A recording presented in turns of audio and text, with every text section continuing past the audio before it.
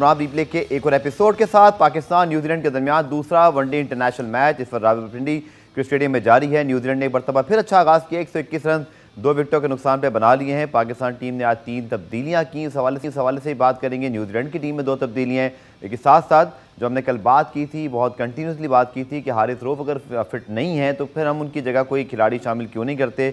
और आज पीसीबी का प्रेस रिलीज आ गया कि हारिस सोहेल जो हैं वो अब इस सीरीज़ से बाहर हो गए हैं। उनकी जगह इफ्तिखार अहमद को पाकिस्तान टीम में शामिल कर लिया गया है और बकिया 3 मैचेस के लिए वो दस्तयाब होंगे। पूरे मैच पर तजिया करेंगे। एहसानुल्लाह का डेब्यू हुआ, इसके हवाले से बात करेंगे। रोज़ की तरह मुझे ज्वाइन करेंगे द फ्लैम्बॉयंट तनवीर अहमद, जो तैयार बैठे हैं बहुत सारी बातें करने के लिए। और पाकिस्तान ने टॉस जीतकर आज पहले बॉलिंग करने का फैसला किया। 3 तब्दीलियाँ पाकिस्तान ने की हैं और 11 जनाब आपके सामने हैं। अब्दुल्ला शफीक खेल रहे हैं आज। इसी तरह अगर आप देखें उसामा मीर को खिलाया गया और एहसानुल्लाह का डेब्यू हुआ है। शाहीन शाफिदी नहीं खेल रहे, शादाब खान नहीं खेल रहे और शान मसूद को टीम में शामिल नहीं किया गया। न्यूजीलैंड ने भी 2 तब्दीलियां की हैं। इस वक्त 123 रन पे 2 आउट हैं और रोज़ की तरह हम क्योंकि मैच चल रहा है इस पर बहुत ज़्यादा बात नहीं करेंगे, लेकिन जो डिसीजंस हुए हैं और जो तब्दीलियां हुई हैं, जो बाकी टेक्निकल एस्पेक्ट है, उन पर हम ज़रूर बात करेंगे। इस मैच पर तब्दीलियां इंशाल्लाह मंडे को हम मिलकर करेंगे। पहले तो चेंजेस पे बात तनवीर, मच नीडेड, क्योंकि हम कह रहे थे कि शान मसूद की जगह एटलीस्ट आपके पास स्पेशलिस्ट कोई आना चाहिए। अब्दुल्ला शफीक बहरहाल वो भी स्पेशलिस्ट नहीं है टॉप ऑर्डर में, तो हारिस सोहेल तो इंजर्ड बैठे हुए हैं, तो प्रॉब्लम तो खैर वहीं का वहीं मौजूद है। लेकिन 3 तब्दीलियां हमने की हैं। बड़ा कम हमने ऐसा देखा है कि हमारी टीम जीते और हम 3 तब्दीलियां कर दें, तो इस पर आपकी क्या राय है? देखिए, मेरे ख्याल में अभी भी शायद वो लोग बाबर आजम को सही बोलेंगे या गलत बोलेंगे। जो पीछे पड़े हुए थे जी, शाहिन मसूद को गलत खिला रहे हैं जी, शादाब को गलत खिला रहे हैं, शान के साथ नाइंसाफी हो रही है। चौथे नंबर दूसरे मैच में सब ठीक कर दिया, एहसानुल्लाह को सबको एहसानुल्लाह को क्यों नहीं खिला, दीवार से लगा दिया। ठीक है, उसने ये तीनों प्लेयर्स को खिला के अब सबको साइड पे कर दिया। लेकिन 100% इस मैच से भी कोई ना कोई एजेंडा बाहर निकल आएगा। कोई कहता रहेगा कि शाहीन को क्यों ड्रॉप किया, कोई कहता रहेगा कि शान को क्यों गलत किया, पहला मैच दिया फिर ड्रॉप कर दिया। तो ये झंडे खत्म नहीं होंगे बाबर के खिलाफ। 3 तब्दीलियां पे आप 3 तब्दीलियां, ये बिल्कुल सही 3 तब्दीलियां की है। ठीक है, ये नहीं है कि हम बाबर को बैठ के यहाँ सपोर्ट करते हैं, जो बिल्कुल सही है।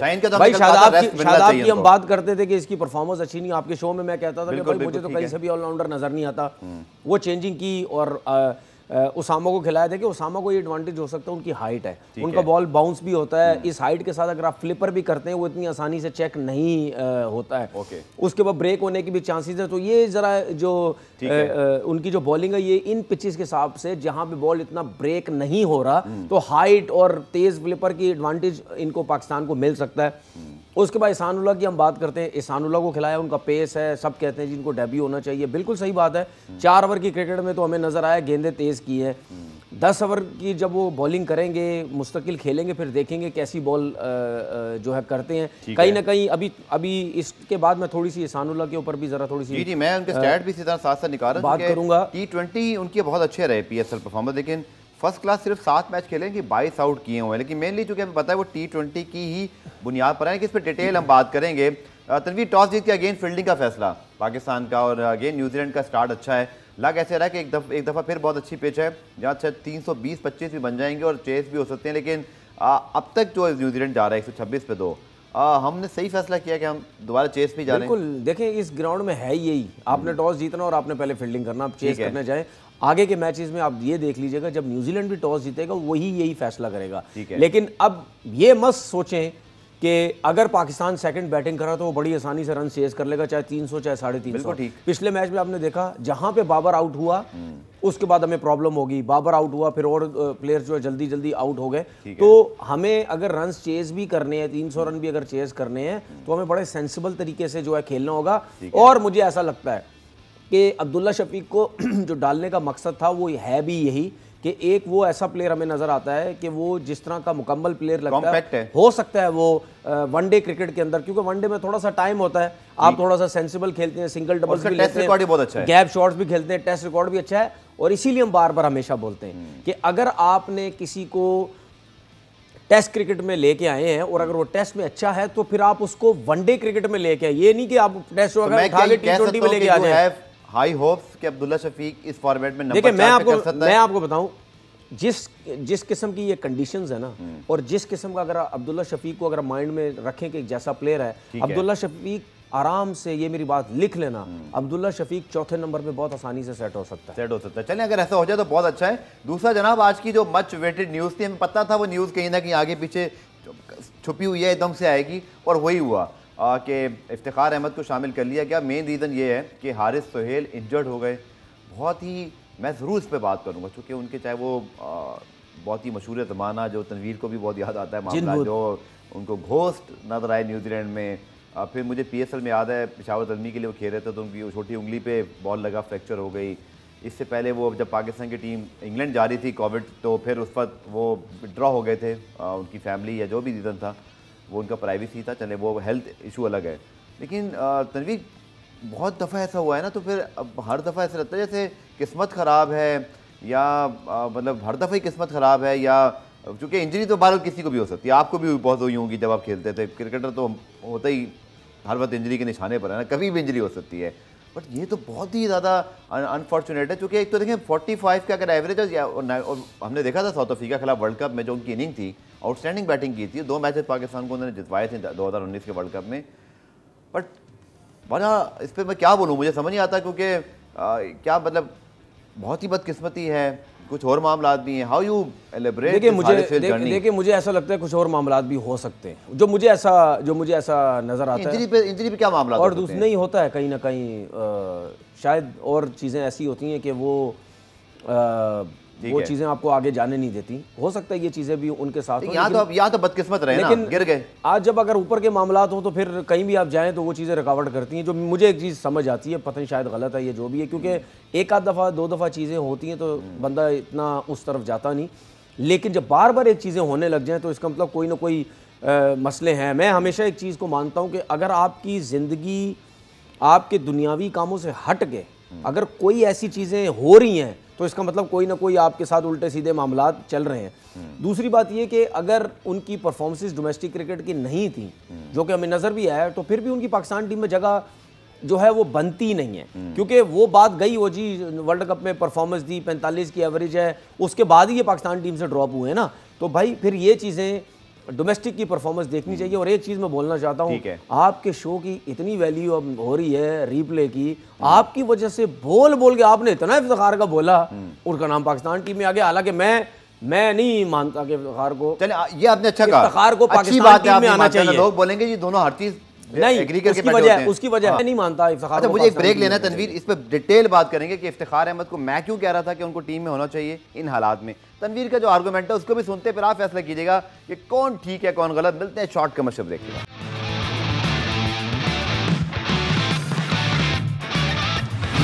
हम बात कर रहे हैं जनाब पाकिस्तान न्यूजीलैंड दूसरे वनडे इंटरनेशनल मैच की, और जैसे मैंने आपको बताया कि हारिस सोहेल इंजर्ड हुए, उनकी जगह इफ्तिखार अहमद को टीम में शामिल कर लिया गया है। तनवीर का पहले मैं आर्गूमेंट ले लूँ, उसके बाद फिर मैं अपना आर्गूमेंट दे दूँगा। तनवीर, चॉइसेस आपके पास क्या और थी जो आप कह रहे हैं कि आर्गूमेंट आपके ज़हन में क्या है? नहीं, चॉइसेस की बात नहीं है। बात ये है कि जिस तरह आप काफ़ी टाइम से आप जिक्र करते रहे कि जी हारिस सोहेल को टीम में नहीं होना चाहिए, वो तो हम बात करते हैं कि जी हारिस सोहेल को नहीं होना चाहिए। अच्छा, मैं एक चीज एक्सप्लेन कर दूं, इस सीरीज में उनको होना चाहिए था क्योंकि वो पिछली सीरीज खेले थे। कंटिन्यूटी की बात है, हारिस सोहेल उस पर जब सिलेक्ट हुए थे वो गलत था। हाँ, लेकिन जब सिलेक्शन भी हुई थी वो गलत थी, मेरे हिसाब से गलत थी। 3 साल बाद क्योंकि उनकी डोमेस्टिक की परफॉर्मेंसेस नहीं थी। अच्छा, उसके बाद आपने इफ्तिखार की बात की, आपने उस टाइम बात करना शुरू की जब उसने 60 समथिंग परफॉर्मेंस की ठीक है T20 में। मैंने उस दिन भी आपसे बात की थी, उसके बाद भी, कि मैं नहीं समझता कि इफ्तिखार को टीम में होना चाहिए। वजह आप जो कह रहे थे कि होना चाहिए जी, होम सीरीज है, उस चक्कर में चले आप उसको वनडे में तो डाल देंगे। उसकी वजह ये है क्योंकि अगर हम स्टैट्स देखते हैं, आपको शायद ये भी याद होगा कि मैंने ये बात की थी कि इफ्तिखार हो गया, ये कोई भी हो गया, ये लोग अपनी परफॉर्मेंसेस की वजह से इन आउट रहते हैं पाकिस्तान टीम से। क्योंकि हम परफॉर्मेंस देखिए, इफ्तिखार की 10 मैचेस में 150 भी नहीं है, हाईएस्ट सिर्फ 32 है उनका। ठीक है, अगर जिस लड़के के 10 मैचेस में 150 भी नहीं है, 150 की बात कर रहा हूं, तो इसका मतलब ये है कि उसका वो कैलिबर नहीं है वनडे क्रिकेट का। हो सकता है जितने कम ओवर्स की वो क्रिकेट है T20, शायद उसमें वो सरवाइव कर रहा है। इस वजह से मैं कहता था कि इनकी सिलेक्शन बनती नहीं। हाँ, दूसरी बात ये कि आपने जिस तरह बात की कि जी T20 में हुआ, तो इस तरीके से तो फिर अगर एक एक इनिंगों में आप फिर दूसरे और फॉर्मेट्स में लड़कों को सिलेक्ट करने लग जाएंगे तो फिर वो गलत है। हाँ, एक सूरत में एक सूरत में मैं कहता हूँ इफ्तिखार को अगर आप कंटिन्यू टीम में खिलाना चाहते हैं तो फिर आप एक काम जरूर करें, आप उसको एक जेन्युइन बॉलर बनाएं। आप ये रेलू कट्टे वाला बॉलर ना फिर बनाएं कि भाई उस ऑप्शन पे आऊंगा। पहले एक मैच में बॉल की, 5 मैचेस में बॉल नहीं की, ये मत बनाए। मैं पहले आपके उस बात का जवाब दे दूं जो आपने कहा 50 क्यों नहीं। आप सुने जरा, 50 क्यों नहीं है। छठे नंबर पे वो खेलते हैं, उनको जो बॉल्स मिली है ना, हाँ बोले, अब तक एक मैच में उनको जी जनाब बॉल मिली है 7, एक में मिली है 9, एक में मिली 21, एक में 24, एक में 14, एक में 22, एक में 20, एक में 10। जब उनकी बैटिंग की 10 गेंदों की आ रही है 20 गेंदों पर, 50 कैसे मारेंगे? अच्छा कितनी बॉलें एक मैच में? 21 बॉलें, 21 बॉलें एक मैच में 24 बॉलें, मतलब उन्होंने हाईएस्ट 24 बॉलें खेली हैं। हाईएस्ट 24 बॉलें खेली हैं। चले मैं आपको कल या जब हमारा शो होगा ना, मंडे से शो होगा हमारा, मैं आपको मंडे को छठे या 7वें नंबर के ऐसा प्लेयर लाके कोई दिखा दूंगा।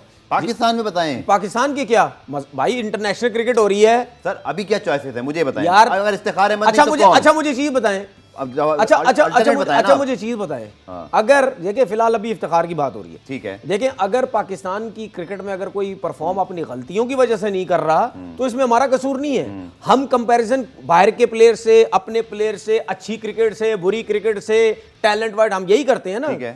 तो फिर छठे 7वें नंबर का जो प्लेयर है ना, मैं आपको लाके दिखा दूंगा कि उसने बॉल्स कम की, फिर ये भी लाके दिखाना है कि पहले 10 मैचों में कितने गेंदे उसने रन किए थे, ये निकालेंगे। सब कुछ कर देंगे, सब कुछ कर देंगे, सब कुछ कर देंगे, वो निकाल के लेके आ जाएंगे, ठीक है। तो भाई ये लड़कों को खुद भी सोचना चाहिए कि भाई अगर हम सेट नहीं हो रहे, हम किस वजह से सेट नहीं हो रहे। देखिए बात सुने, कुछ चीजें नजर आती हैं कि ये बंदा पर्ची से आया, वो नजर आता है, लेकिन अगर आप पर्ची से नहीं आए ना तो भाई फिर आप ऐसा परफॉर्म करके देके जाएं। आप अगर वो इफ्तिखार की आखिरी को 3-4 इनिंगें देखे, एक में 0 किए हुए, 18, 17 पता नहीं इस तरह उन्होंने किया हुआ है, ठीक है। अगर आप ये फिर करते हैं, ठीक है, तो इसका मतलब ये है कि आप कुछ ना कुछ इस देखिए ये जो आपने बात की ना, तो ये कोई एक्सक्यूज नहीं, आपको नंबर ही यही है, ठीक है। या तो ऐसे बात करूं 24 क्यों 50 सर, मेरी बात सुने, मेरी बात सुने। या तो आप, मैं कैपेसिटी बिल्डिंग के ऊपर आपसे एग्री करता हूं, कैपेसिटी बढ़ानी चाहिए। मैं सिर्फ आपके सामने स्टैट्स लेकर आया। अच्छा एक होता है ना 50, अगर वो कहते हैं ना, और ये भी देख लें कि वो 4 मरतबा नॉट आउट गए। अच्छा एक चीज बॉलें इतनी मिली। अच्छा एक और चीज आपको बताता हूं, ये हमारे जो सिलेक्टर्स है ना, सिलेक्टर्स, बड़े सिलेक्टर्स, इनको समझने की जरूरत है। Iftikhar is not Pollard, Iftikhar is not Tim David, ठीक है, ये बात थोड़ी समझे। Iftikhar is not Andrew Russell, पर इफ्तिखार है, उसने आखिरी मेरी बात समझने की कोशिश। इफ्तिखार उनके लेवल का नहीं है। अगर इफ्तिखार उनके लेवल का नहीं है लेकिन बेहतर बैटिंग कर सकता है, उसके पास बॉलिंग है, ठीक है, ठीक है, ये पॉइंट। अगर आप उस लेवल के हैं तो फिर आपको बॉलिंग की जरूरत नहीं है। हालांकि पोलार्ड तो फिर भी करता है बॉल, पोलार्ड फिर भी कर जाता है। अगर आप उस लेवल के हैं आपको बॉलिंग की जरूरत नहीं है। अगर आप उनसे थोड़ा सा नीचे हैं और बेहतर छक्के मारते हैं तो आपके पास एक बॉलिंग का ऑप्शन है। हमारे सिलेक्टर्स को इस तरह उसको चलाना चाहिए कि भाईजान आप बॉलिंग कर सकते हैं, आप कंटिन्यू रखें। और मुझे ब्रेक पे जाना, स्पेशली जब आपके शादाब एक ऑलराउंडर की फॉर्म नहीं लगी तो फिर आप चाहिए जो बॉलिंग करें। अच्छा मुझे एक चीज बताएं, अब आपके पास सलमान आगा हैं, वो भी बॉल करते हैं, ठीक है। आज की भाई सलमान अली आगा जो है वो कोई इतना टॉप का बैट्समैन तो नहीं है, लेकिन उसके पास एक बॉलिंग का ऑप्शन है। बिल्कुल है। अगर आपने इस तरह के ऑलराउंडर्स, इस तरह के प्लेयर्स बनाने होते हैं तो भाईजान आपको यूटिलिटी निकाले उनकी। आप यार दुनिया में चलता है, दुनिया में चलता है, आपने उनको दोनों काम करवाने, ठीक है। फिर आप देखना कि आपके पास क्वालिटी कैसी आएगी, फिर आपके पास बॉलिंग में ऑप्शंस बड़े अच्छे मिलेंगे। के लिए आपके फैसले करने पड़ते। पुराने एक ब्रेक में, ब्रेक से जब वापस आएंगे, एहसानुल्लाह का डेब्यू हुआ, तनवीर के पास कुछ पॉइंट्स हैं उनकी बॉलिंग के हवाले से और स्पेशली जो टेक्निकल एस्पेक्ट है उस पर बात करेंगे शॉर्ट के मशहूर ब्रेक के बाद।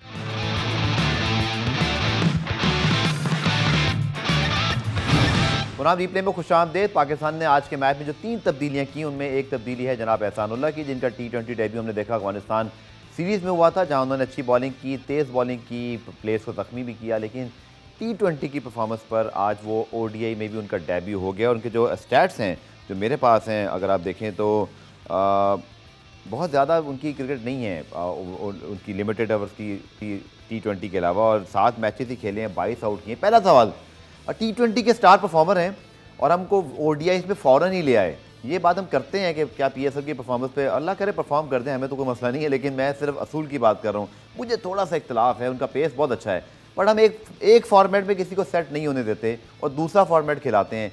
ये हेल्प करता है या ये डिस्ट्रैक्ट करता है? नहीं, हेल्प नहीं करता। हाँ। अगर आप किसी को T20 क्रिकेट से लेकर आप उसको वनडे क्रिकेट में भी लेके आते हैं जी, इसका मतलब ये जो एहसान की परफॉर्मेंस है, जो स्टैट्स दिखा रहे हैं, हाँ, बिल्कुल, इसका मतलब ये है मैच खेले कि उन्होंने फर्स्ट क्लास के कितने मैच खेले? 7 में 22 आउट किए, 7 मैच खेले हैं। इसका मतलब ये है कि अगर आप किसी को वनडे क्रिकेट में लेके आते हो और 10 ओवर करने और 10 ओवर में ठीक ठाक पावर लगती है जी। इसका मतलब ये है कि वो लड़का फर्स्ट क्लास क्रिकेट में उसने अच्छी खासी बॉलिंग की होनी चाहिए, तब जाके वो वनडे क्रिकेट में 10 ओवर करेगा।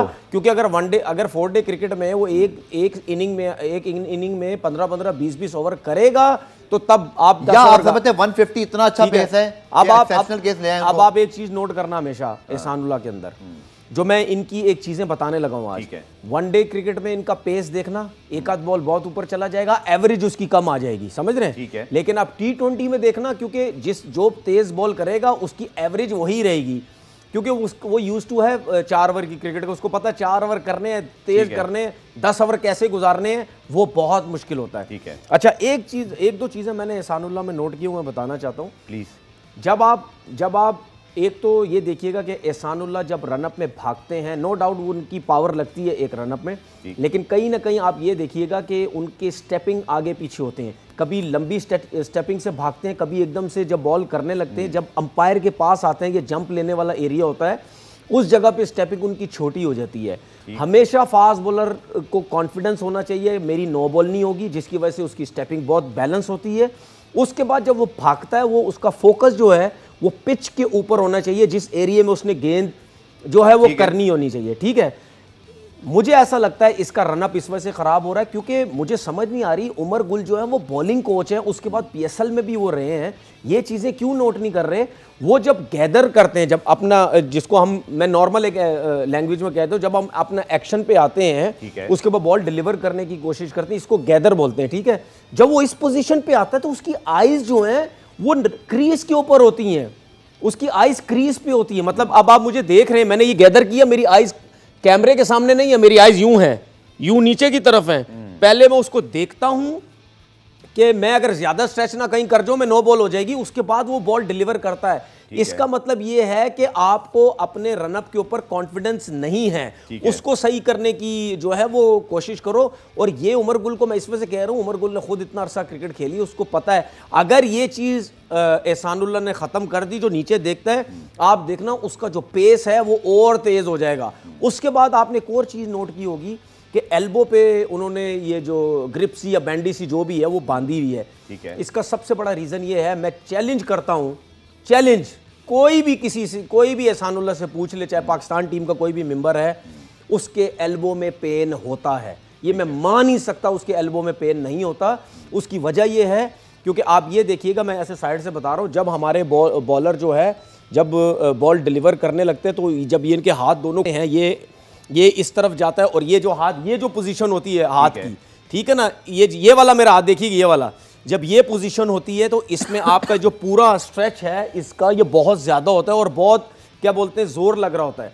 तो वो जब कुछ बॉलर थे जिनका हाथ, ये जो हथेली मेरी देखें, ये पोजीशन होती है, नीचे से जब बॉल करते तो इस पोजीशन से हाथ उठता है, मेरी ये रिस्क देखिएगा। ठीक है, ठीक है। लेकिन एहसानुल्लाह जब जो है, जब बॉल करने लगता है, उनकी ये इस हथेली की पोजीशन ये नहीं होती, उसकी हथेली की पोजीशन ये होती है पीछे से। वो जब यहां से उठाता है इस हाथ को, यहां से लाके इस पोजीशन में आके यहां से चेंज करता है, वो समझ रहे हैं, ये पोजीशन पे उठता है तो यहां पे चेंज करता है। ठीक है, जब पेस के साथ आप हाथ को यहां से चेंज करोगे तो आपके इस पूरे एरिया में लोड पड़ता है। जब आपको लोड पड़ता है तो इसमें आपकी एल्बो में पेन होते हैं। मैं मान ही नहीं सकता एहसानुल्लाह की एल्बो में उसको पेन ना होता हो। ये 2-3 चीज़ें हैं, ये हमारे जो बॉलिंग कोच हैं या जो डोमेस्टिक में लोग काम करने वाले, वो तो खैर फारिग, उनको वैसे ही नहीं पता, उनको बोलना ही ज़रूरी नहीं है। ये छोटी छोटी चीज़ें काम करो। और ये मैं बता दूं, अगर इसके एल्बो पे काम ना हुआ, मुझे ऐसा लगता है इसकी एल्बो का पेन जो है वो बढ़ जाएगा। ये ना हो कि कुछ टाइम के लिए ये क्रिकेट से बाहर हो जाए। चलिए, बहुत टैक्टिकल और बहुत स्पॉट ऑन किस्म के एनालिसिस हैं, क्योंकि जब आपने खुद क्रिकेट खेली हो, वास्ट आपका एक्सपीरियंस हो फर्स्ट क्लास का, इंटरनेशनल का भी, तो फिर आप इन चीज़ों को टीवी पर देखकर फ़ौरन समझ आते हैं। तो thank you Tanveer for this very good analysis. Program में ब्रेक शामिल करते हैं, ब्रेक से जब वापस आएंगे मैं एक सवाल ज़रूर करूँगा कि पिचेस क्या हम सही बना रहे हैं? भारत में मैचेस होते हैं, श्रीलंका में, बांग्लादेश, तो हम भारत श्रीलंका से भी आगे चले गया। क्या कमाल का वो यूटिलाइज़ करते हैं, उनके सामने को ठहर नहीं सकता। स्पिनर जब उनके आते हैं तो गेंद पड़ के इधर उधर विकेटें गिरती हैं। क्या हमारे स्पिनर परफॉर्म नहीं कर पा रहे? पिचेस सही नहीं बन रही हैं? हम ओवरऑल कंफ्यूज हैं क्या? डिस्कस करते हैं शॉर्ट कमर्शियल।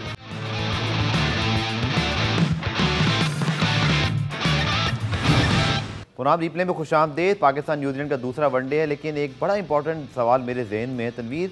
बांग्लादेश की टीम ने ओवर द ईयर्स पाकिस्तान से लेकर ऑस्ट्रेलिया, पाकिस्तान को नहीं, सिर्फ पाकिस्तान को 2015 के बाद वाइट वॉश किया था, लेकिन ऑस्ट्रेलिया गया, न्यूजीलैंड गया, साउथ अफ्रीका गया, नेम इट, ऑलमोस्ट सबको या तो उन्होंने कन्विंसिंगली हराया, ये सीरीज़ तो मारी ही मारी। ऐसे ही होम कंडीशन का फ़ायदा, उनके स्पिनर्स आते हैं, बड़े लो स्कोरिंग मैच थे। वो अलग बात है कि उनकी गेम डेवलपमेंट भी नहीं हुई, कि बिल्कुल ही उन्होंने फारिग पिचेस बनाते हैं, डस्ट जो स्पिन कहते हैं ना, गेंद पड़ के यहाँ और वहाँ।